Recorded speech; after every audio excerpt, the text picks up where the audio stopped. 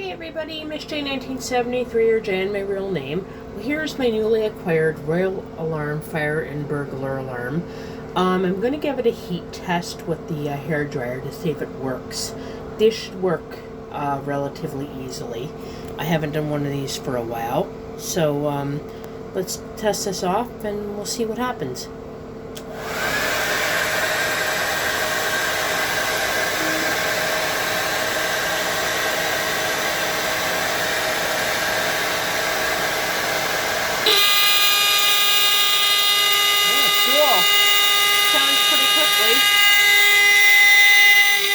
See how long it stays. Oh, let's try it again.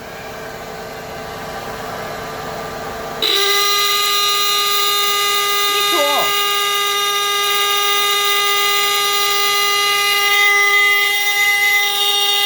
See how long it stays without the hairdryer.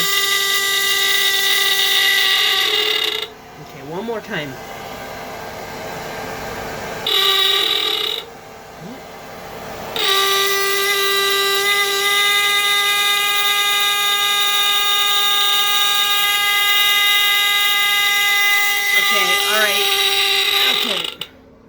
Alright, well that's pretty cool.